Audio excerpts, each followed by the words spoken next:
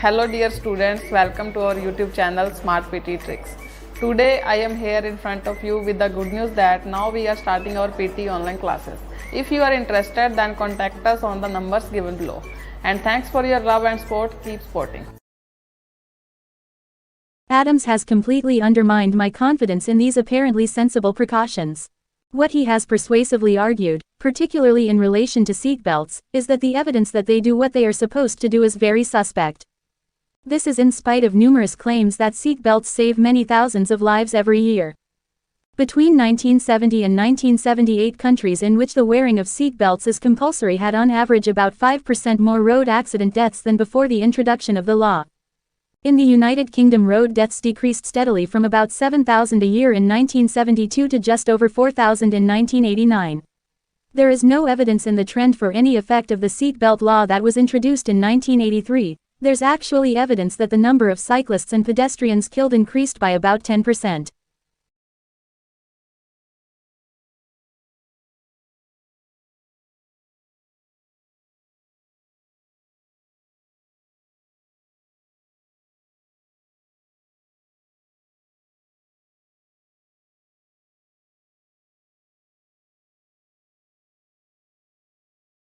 Complementary therapies, such as those practiced by naturopaths, chiropractors, and acupuncturists, have become increasingly popular in Australia over the last few decades.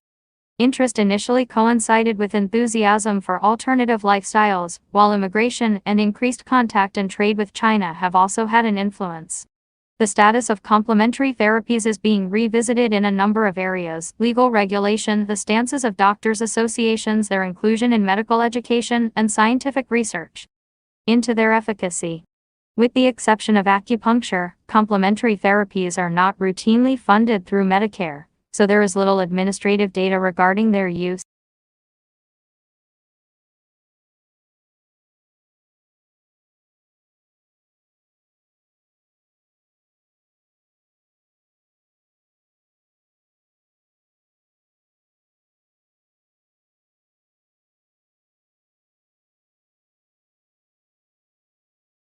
What is a country, and how is a country defined? When people ask how many countries there are in the world, they expect a simple answer. After all, we've explored the whole planet. We have international travel, satellite navigation, and plenty of global organizations like the United Nations, so we should really know how many countries there are. However, the answer to the question varies according to whom you ask. Most people say there are 192 countries, but others point out that there could be more, like 260 of them. So why isn't there a straightforward answer? The problem arises because there isn't a universally agreed definition of country, and because, for political reasons, some countries find it convenient to recognize or not recognize other countries. For example, Taiwan claims to be a country, but China states that Taiwan is just another part of China.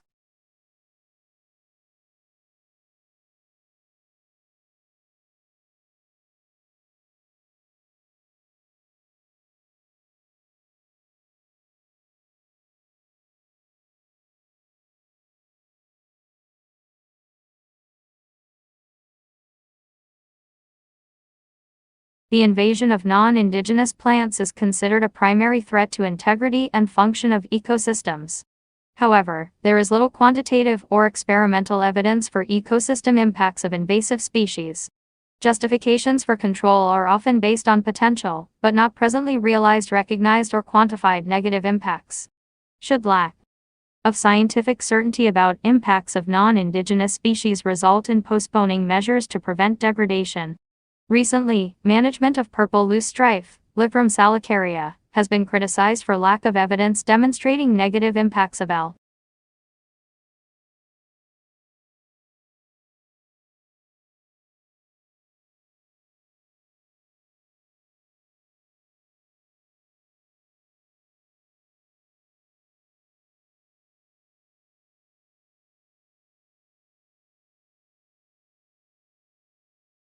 Recent work has demonstrated that the invasion of purple loosestrife into North American freshwater wetlands alters decomposition rates and nutrient cycling, leads to reductions in wetland plant diversity, reduces pollination and seed output of the native Liverum elatum, and reduces habitat suitability for specialized wetland bird species such as black terns, least bitterns, pied-billed grebes, and marsh wrens.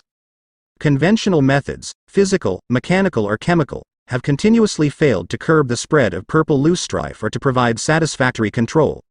Although a number of generalist insect and bird species utilize purple loosestrife, wetland habitat specialists are excluded by encroachment of L. salicaria.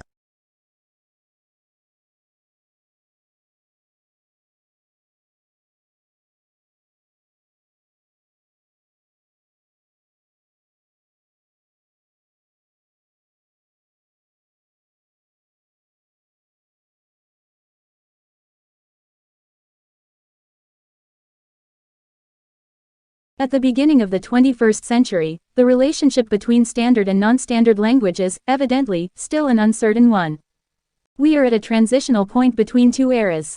We seem to be leaving an era when the rules of standard English, as selected and defined by prescriptive grammarians, totally conditioned our sense of acceptable usage, so that all other usages and varieties were considered to be inferior or corrupt, and excluded from serious consideration.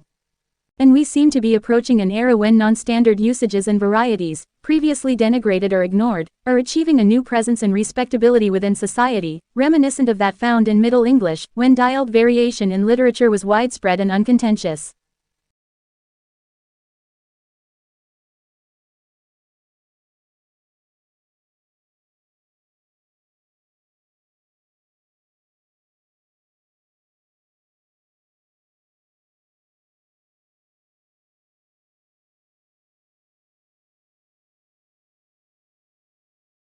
The presentation will cover copyright's position as one of the intellectual property rights and how it differs from other intellectual property rights.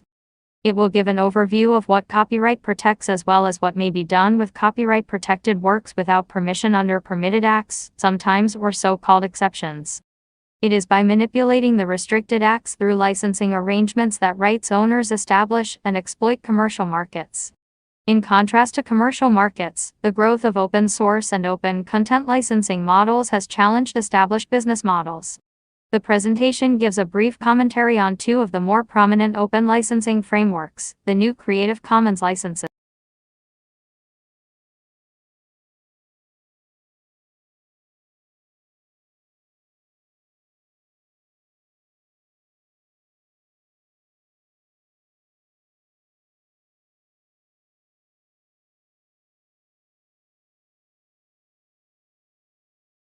Symptoms start with a fever over 104 degrees Fahrenheit, chills, headache or body aches within a week. The patient has a dry cough, which might progress to shortness of breath. In 10% to 20% of cases, patients require mechanical ventilation to breathe. About 3.5% die from the disease. Symptoms generally begin in 2 to 7 days, but some reports suggest it might take as long as 10 days. Scientists are close to developing a lab test to diagnose SARS. In the meantime, it is diagnosed by its symptoms. There is no evidence that antibiotics or antiviral medicines help, so doctors can offer only supportive care. Patients with SARS are kept in isolation to reduce the risk of transmission. Scientists aren't sure yet, but some researchers think it's a newly discovered coronavirus. The family of viruses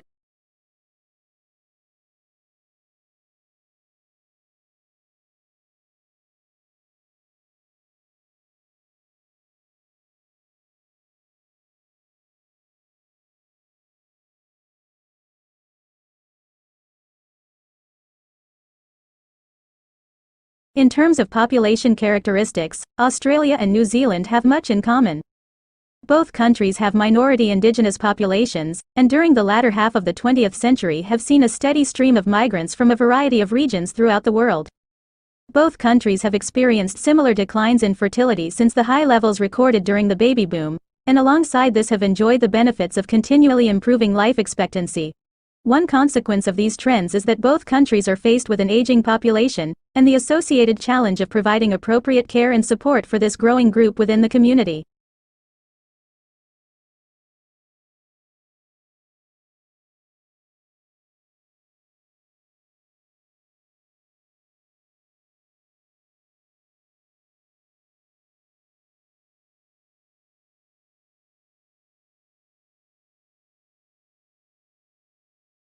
Learning to write well means discovering how to write plainly and clearly. Now that doesn't mean that plainness is the only good style, or that you should become a slave to spare, unadorned writing. Formality and ornateness have their place, and in competent hands complexity can carry us on a dizzying, breathtaking journey. But most students, most of the time, should strive to be sensibly simple, to develop a baseline style of short words, active verbs, and relatively simple sentences conveying clear actions or identities. It's faster, it makes arguments easier to follow, it increases the chances a busy reader will bother to pay attention, and it lets you center one more attention on your moments of rhetorical flourish, which I do not advise abandoning altogether.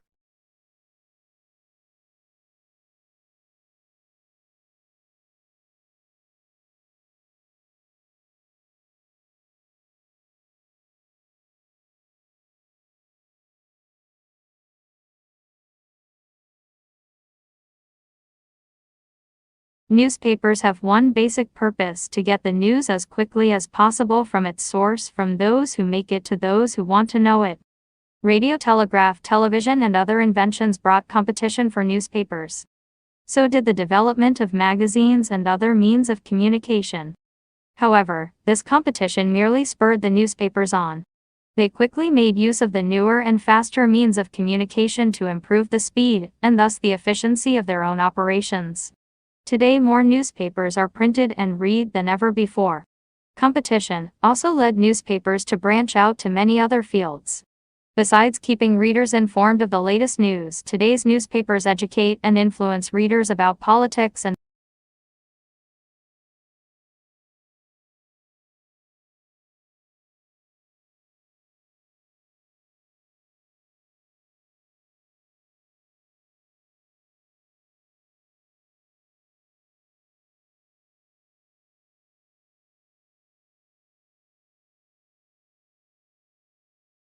Newspapers influence readers' economic choices through advertising. Most newspapers depend on advertising for their very existence. Newspapers are sold at a price that fails to cover even a small fraction of the cost of production. The main source of income for most newspapers is commercial advertising.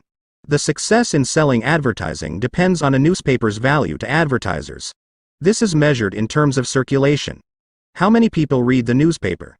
Circulation depends much on the work of the circulation department and on the services or entertainment offered in a newspaper's pages. But for the most part, circulation depends on a newspaper's value to readers as a source of information about the community, city, country, state, nation, and world, and even outer space.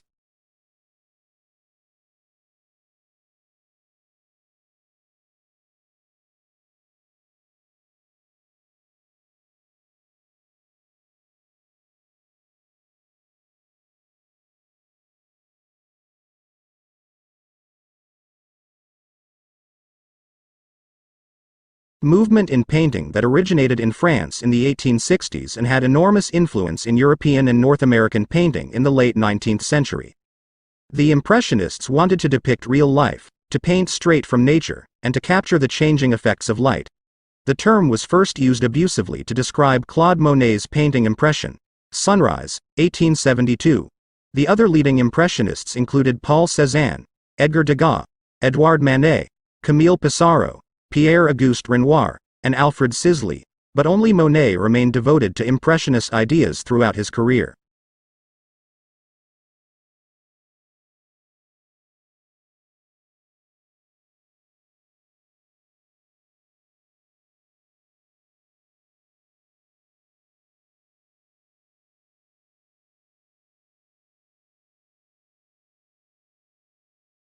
Adams has completely undermined my confidence in these apparently sensible precautions.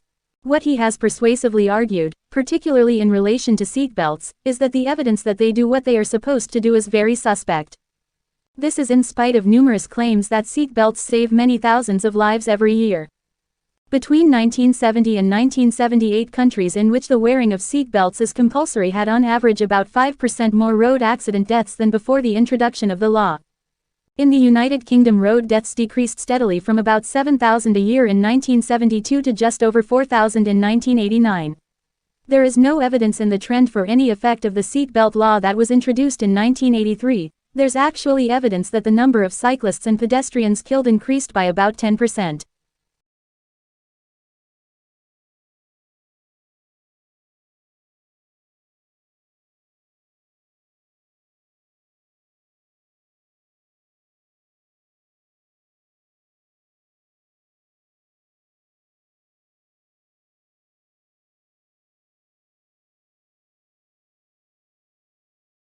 Professor Richard Kimbell directed the day-funded assessment of performance unit research project in design and technology.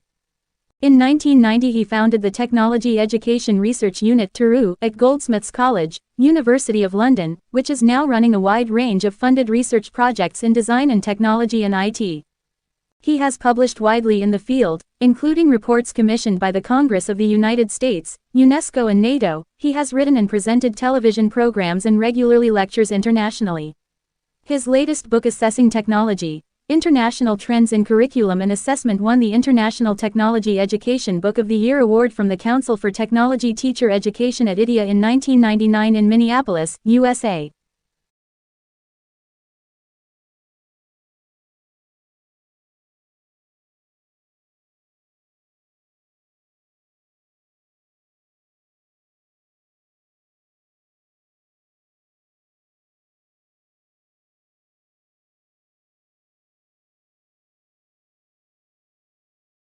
Kay Stables is Reader in Design and Technology Education and former head of the Design Department at Goldsmiths College, University of London. She started her career as a textiles teacher, moving to Goldsmiths as a part of the APU D&T research team. From 1990-1992 she was project director for the Key Stage 1 Technology SAT developments and followed this as research associate on the Understanding Technological Approaches project, which built case studies of D&T work from children aged 5 to 16. Most recently she has conducted, with Richard Kimbell, an evaluation of the impact of a technology education initiative in South Africa and is currently researching into the use of handling collections in developing D&T capability and literacy.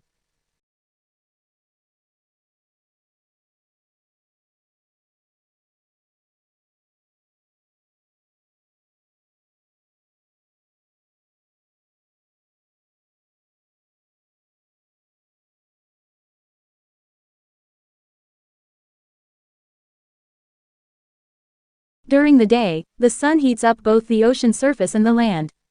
Water is a good absorber of the energy from the sun. The land absorbs much of the sun's energy as well. However, water heats up much more slowly than land, and so the air above the land will be warmer compared to the air over the ocean. The warm air over the land will rise throughout the day, causing low pressure at the surface. Over the water, high surface pressure will form because of the colder air. To compensate, the air will sink over the ocean. The wind will blow from the higher pressure over the water to lower pressure over the land, causing the sea breeze. The sea breeze strength will vary depending on the temperature difference between the land and the ocean.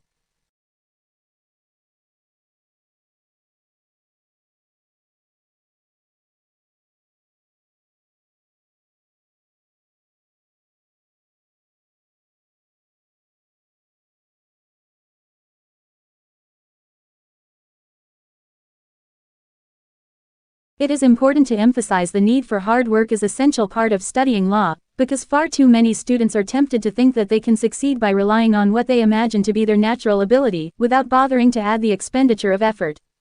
To take an analogy, some people prefer the more or less instant gratification which comes from watching a television adaptation of a classic novel to the rather more laborious process of reading the novel itself. Those who prefer watching television to reading the book are less likely to study law successfully, unless they rapidly acquire a taste for text-based materials.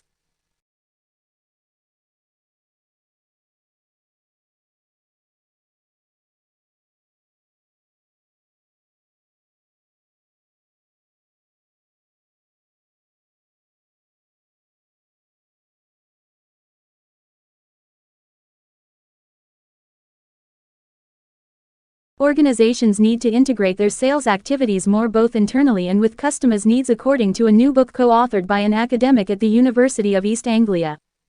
The book addresses how sales can help organizations to become more customer-oriented and considers how they are responding to challenges such as increasing competition, more demanding customers, and a more complex selling environment.